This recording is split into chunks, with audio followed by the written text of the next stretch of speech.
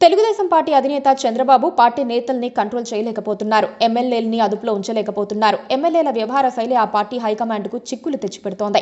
ఒకరి తర్వాత ఒకరు గీత దాటుతూనే ఉన్నారు.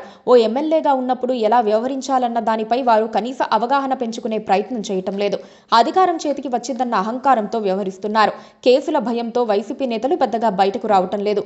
సరైన ప్రతిపక్షం కూడా లేకపోవడంతో తమకు ఎదురు లేదని వారు రెచ్చిపోతున్నారు. 40 మంది ఎమ్మెల్యేల వరకు ఇలా గీత దాటినట్లుగా టీడీపీ వర్గాలు చెబుతున్నాయి. సీనియర్ ఎమ్మెల్యేలకు రాజకీయంపై కాస్త అవగాహన ఉంది. గెలవకముందు ఎలా ఉన్నా గెలిచిన తర్వాత మాత్రం ప్రజల విషయంలో అప్రమత్తంగా ఉండాలని వారికి క్లారిటీ ఉంది. అలాగే నియోజకవర్గానికి తానే రాజు అన్నట్లుగా వ్యవహరించకుండా, ప్రజా జీవితాల్లో చొరబడకుండా ఎంతవరకు రాజకీయం చేయాలో అంతవరకే రాజకీయం చేస్తున్నారు.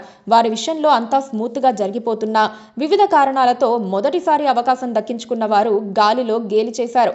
అలా గెలిచిన వారు అధికార అహంకారంతో చెలరేగిపోతున్నారు. ఫోన్లలో ఇష్టం వచ్చినట్లుగా మాట్లాడటం రాజకీయ నేతలకు చేటు చేస్తోంది.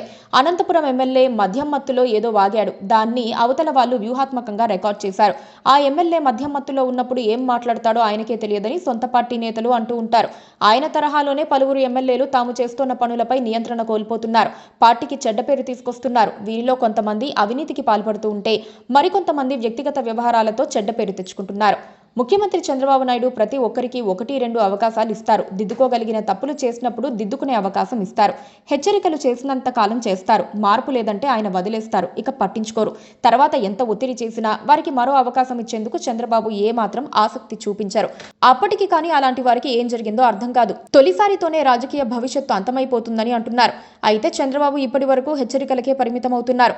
త్వరలో చర్యలు ప్రారంభిస్తే తప్ప ఇలాంటి వారు దారికి రారని అంటున్నారు. Please subscribe to KTV Telugu. KTV Telugu. KTV Telugu. KTV Telugu channel.